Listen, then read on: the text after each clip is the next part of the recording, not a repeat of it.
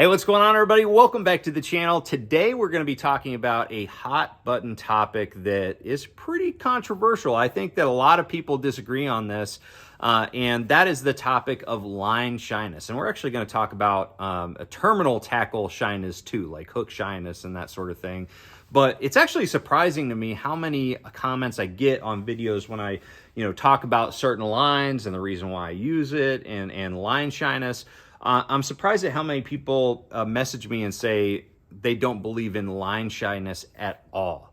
And because over the years, fishing professionally and trying to, squeak out every little edge I can get during competition catching fish, I've definitely experienced a lot of situations where the size of line and the type of line matter a lot in how many fish I catch and how big of fish I catch.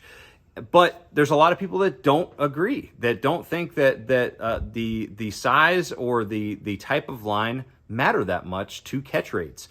And so I just wanted to kind of share my experiences and my thoughts on this topic.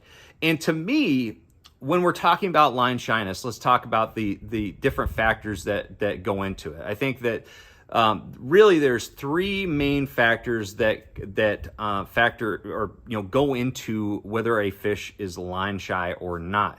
The first one is visibility. I think that's the one that everybody thinks of when they think of fish being line shy. The visibility factor means that a fish theoretically can see a line and then is turned off by the presentation entirely because they can visually see the line. Now, I don't know, it's in terms of like a percentage of how many fish that I should have caught or did catch because of this, but I think that this is one of the factors that can be highly debated depending on the situation. But that is the one that most people think of is the visibility factor. But there's two others that I definitely want to talk about in this video. The next one is the line and how it affects the action of a bait and also the diving depth. Okay, that is a very, very important factor when it comes to line shyness that I think that a lot of people can agree on in some situations. And the third factor has got to be sound. That's one that is a very, very small, factor for most fishing. I don't think that the overall sound that line makes going through the water matters that much, other than some very select situations that we're going to discuss. So let's dive into each of these different factors one by one and kind of go into detail on them. So the very first one, like we talked about, has got to be visibility. I think when people talk about line shyness, that's what they think of, is they think of pros saying that they downsized a 4-pound test because the 8-pound test wasn't catching the fish, and that the fish could see the line and they were line shy. And quite honestly, I think there's a lot of situations where we overthink these things when it comes to line visibility, but there's also other times where I think it absolutely matters. For instance, when before fluorocarbon was introduced, what was it? I don't know, 15, 20 years ago to the fishing community, I think. Seaguar actually introduced the first fluorocarbon for fishing. And the thing that was a really big deal about fluorocarbon initially, and it still is the fact that as opposed to other nylon lines like monofilament and also a braided line, instead of light reflecting off of the line underwater, fluorocarbon has a very similar light refractive quality to water. And that means that light will pass through fluorocarbon as opposed to bouncing off of it, or at least the majority of the light will pass through it. And so that makes the line much more invisible to the fish underwater. So that's the whole theory and the whole reason why fluorocarbon has become so popular. Another reason is that it also sinks. So it's a perfect blend of a bait or a line that is pretty much virtually invisible to the fish, but also has really inline contact with your presentation, especially bottom bouncing baits. And it also has a kind of moderate stretch profile to it. So it actually has more sensitivity than monofilament, has less stretch, and a lot of abrasion resistance as well. So there's a lot of different qualities that make fluorocarbon the top choice. And I'd have to say that 95% of the time I'm using fluorocarbon, except for when I'm fishing in heavy, dense vegetation, and that's when I'll go to braid. But I will have to say, when it comes to the visibility factor of line shyness, it absolutely does matter. But the situations where it matters are primarily in environments where the fish are using their sense of sight as their primary source to finding prey fish and attacking prey fish. So they're actually hunting with their sense of sight more so than any other sense that they have. And also you have to pair that with not only the visibility in the water, but also how highly pressured these fish are. You know, if you're going to a private pond that has gin clear water, the fish probably aren't going to care that much that you're throwing, 17-pound test versus, 10-pound test or something like that, because they don't have the experience with being caught with the line anyways. So it may not be as big of a factor for low pressure environments, but high pressure environments with clear water, say you go up north and you're fishing the Great Lakes. Good luck catching as many fish on 17-pound test on a drop shot or a Ned rig versus fishing 4 or 6 or 8-pound test with the same presentations. I guarantee you're going to catch more fish with the lighter line, and a lot of that has to do with the fact that a fish can definitely sense, they can actually see heavier line sizes a little bit easier in the water, and they're so highly pressured that they are forced to have to pay attention to little details and trust their gut. So I definitely do think that there is something to the visibility factor, but honestly, it may not be the biggest factor overall when it comes to line shyness.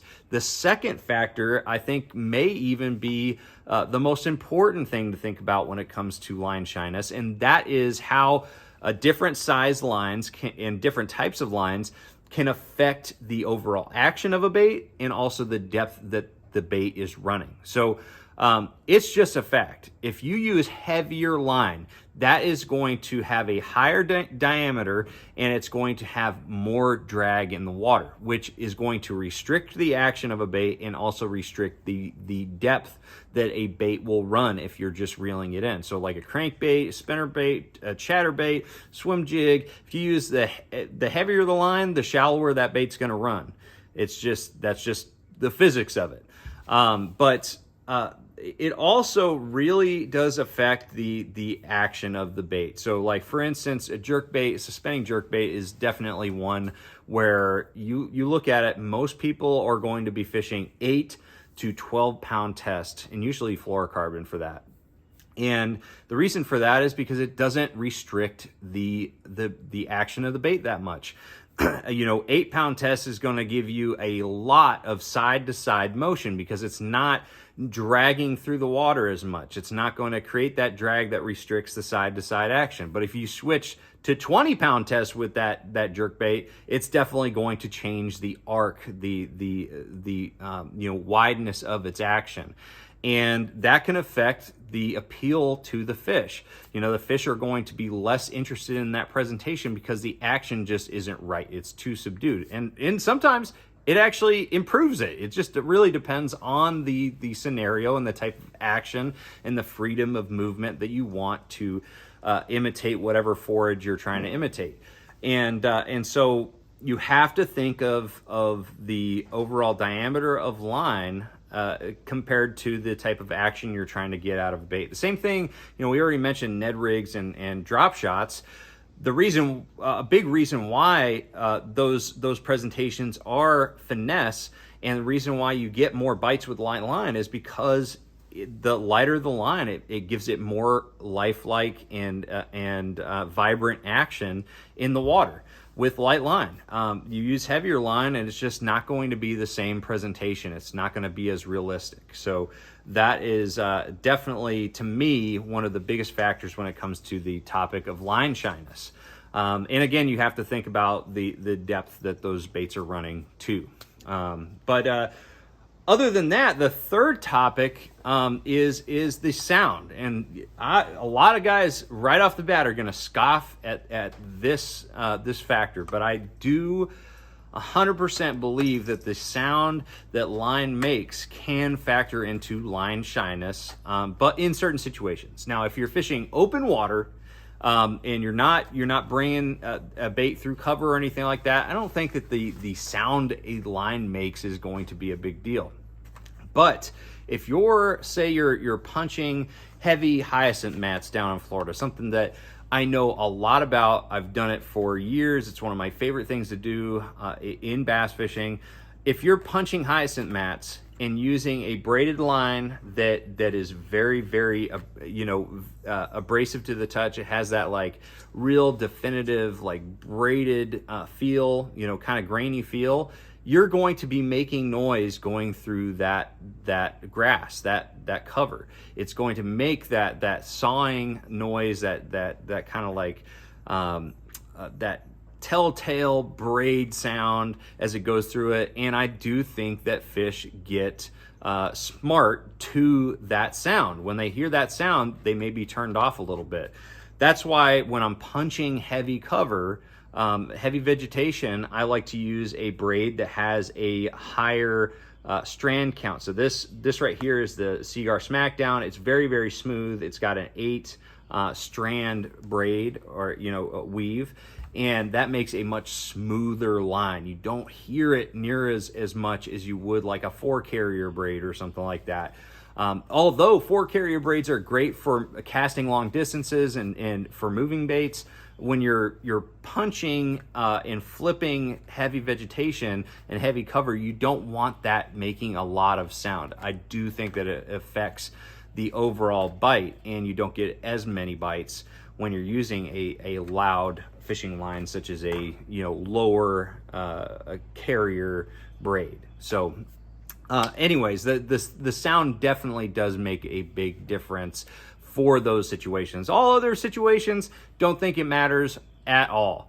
But anyways, those are just some of my thoughts on this topic. I really do think that there is something to the topic of line shyness when it comes to the visibility, the action, and the depth range, and also the sound that line can make. And all of these different things can be applied to terminal tackle too. I've heard the case that why would they be shy with line if they're not shy with terminal tackle such as hooks on these baits? They don't look natural. And my argument is that they are line shy. I think that the closer we can get to realistic, the more bites we're going to get. But that doesn't mean you're not going to get any bites because there's a treble hook and a natural component on a bait. I think you're just going to get less bites. So what we're trying to accomplish in fishing is get as many bites as we can, put all the odds in our favor.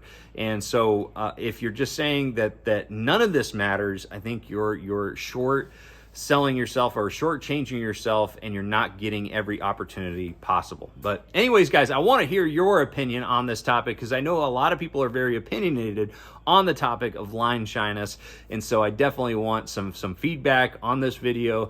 And also make sure that you check out the affiliate links for the lines that I kind of shared in this video. You get 10% off your order, and it helps support the channel. And also make sure that you ask questions. That is another way to support this channel. So thank you guys for watching. Make sure you trust the process. I'm going to see you out on the water. Take care.